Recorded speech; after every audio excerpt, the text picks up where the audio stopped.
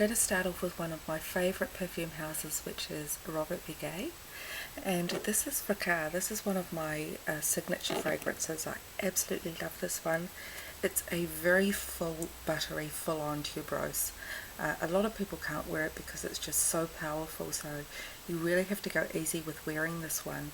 For me, I usually just lift up my shirt and give myself a spray just above my navel, and that will do me for the entire day, so you really have to go easy with this one. Next is Visa, and Visa is what perfumistas would call a fruituli, which is a very sweet or fruity patchouli fragrance, and it's got some gentle spices going on in there, of course your patchouli, but there's also an effervescence in the top notes which really reminds me of champagne. It's a very opulent but very modern and glitzy kind of feel, so this one's actually a really good one. I like that one. Futur. This one's been around for quite a while. For me, it smells a little bit like Chanel No. 5. It's very dense, and you've got a lot of these indolic florals going on in there. But it's also got a good dose of vetiver in there, and it's actually quite smoky. And this is actually one of my favourite scents. Oh yeah, I absolutely love that one. It's a little dry, and a little green in there also. The next one is Baghari, and this one I find is quite similar to Visa, except it's just a little bit more soapy and powdery, and there are more spices going on in there. Yeah, so that's another one that I really love wearing. And the only ones that I don't have from this line are Cravache, which I believe is a citrus-based kind of unisex fragrance. There is also Bandit, of course, which I just can't quite make friends with yet. It's just a little bit too much for me. It's a very dry kind of green fragrance. And there is a new one out called, I think it's called Douglas Hanant, and I don't know what that one's like, but that's definitely one that I want to be trying. Next we have Ligea La Sirena by Carthusia, and this one is actually very similar to Shalimar, but I find it's not as smoky, and I find that Guerlain have this rubbery note that's in Shalimar that I just can't get past. So this one is a great alternative to Shalimar for me because it's a little sweeter, it's a lot more powdery, and it has one of my favourite ingredients in there, which is opopanax. Next we have Billet by Fragonard, and Billet means love letter in French, and you do have to pardon my French, I'm probably butchering it. But look at this gorgeous bottle, I absolutely love it. This one is a very creamy, smooth carnation fragrance, and it's actually my favourite carnation because a lot of carnation fragrances tend to have clove and cinnamon and these spices in there with it, and they do go well together, but I just want straight carnation, so this one absolutely does it for me. It's very smooth and sweet and very lush as well.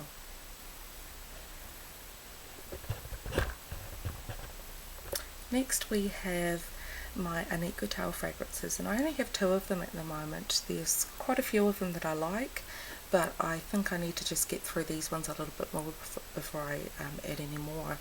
And this one is my favourite at the moment. This is Petite Cherie, and this one is a very watery, fruity musk fragrance.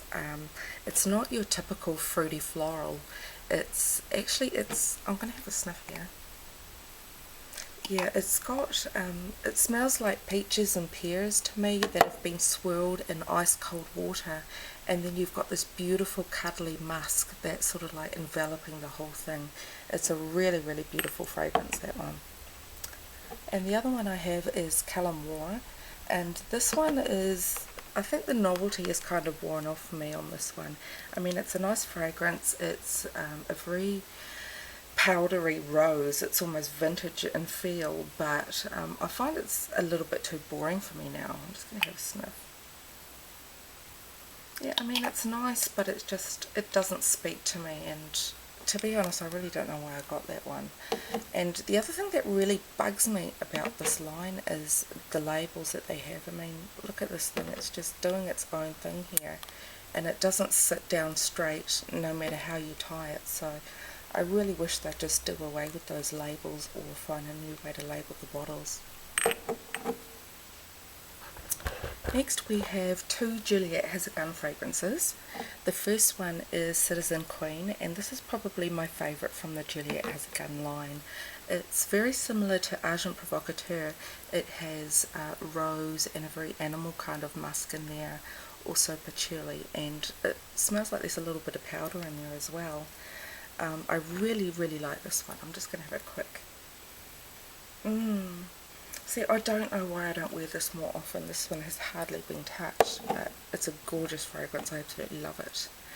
The second one is Miss Charming, which is pretty much a straight up juicy sweet rose, and that's about it. If you already have Stella by Stella McCartney, stick with that one because it's a lot cheaper and it's pretty much just the same.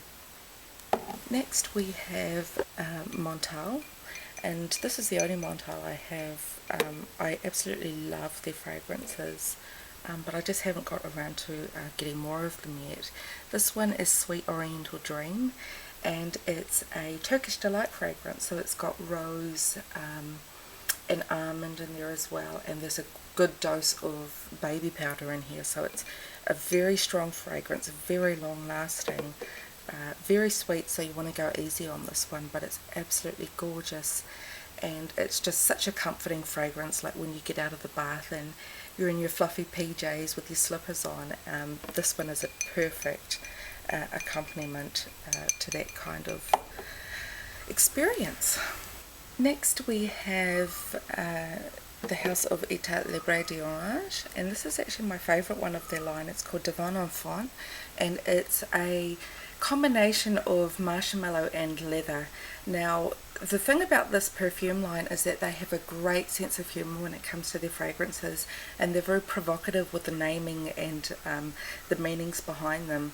So with this one, it's like a duality of the personality of a child, where you have this gorgeous, sweet, fluffy marshmallow, which signifies a peaceful, sleeping, beautiful child.